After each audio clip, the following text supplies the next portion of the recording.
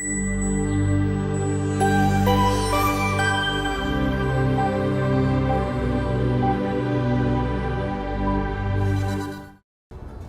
we developed the Future Game as a tool to help leaders, citizens and organisations think about the future in a new way. To think about what are the kind of decisions they could make now and what kind of future will that create. We have developed a series of Future Games that we've been using around the world for some 7 years, and we have refined and developed that process so it's now a very potent simulation learning tool. I would describe the Future Game to a colleague as a very valuable participatory process that could be used in any kind of industry. I love the fact that at the end of the game, it was the simulation aspect of the game allowed us to take ourselves out of our individual workforce and our individual heads and get into something completely different. It allows us to have the freedom to think more creatively.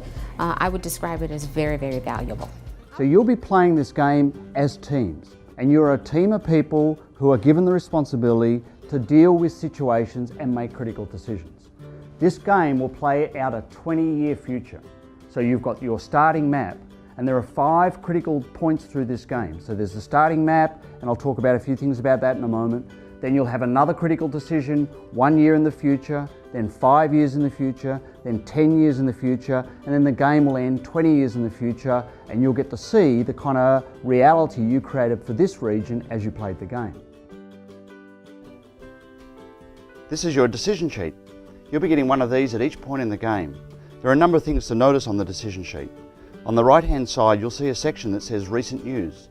This will tell you about global events, national events and regional events that are occurring that you may want to factor into your decision making at each step as you go through this game. Then there's a series of critical areas to fill out.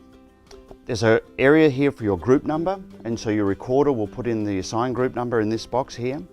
Below that, you'll notice that there's a critical decision that you're faced with, and it'll explain what that decision is, and you'll be given 2 choices, an A and a B choice. Your job as a team is to debate and discuss this and ultimately make your choice. There's a section there to fill in what your choice is, and then the number of people who were for and against that vote if it wasn't unanimous. And then below that, there's a section here where after you make your decision, you can reconcile your decision against this matrix. Now, let me talk a bit about how you can get the best out of this for yourself. This is a chance for you to practice critical decision making, leadership, teamwork, and future thinking. You're going to be presented with very real and complex challenges.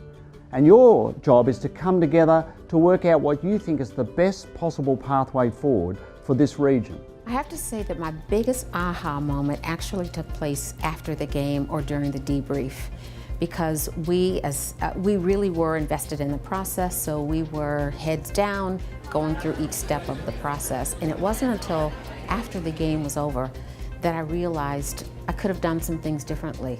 And this is probably how I lead and how I manage, and my aha moment was discovering that faster, focused was really the way to go and to be able to make decisions quickly.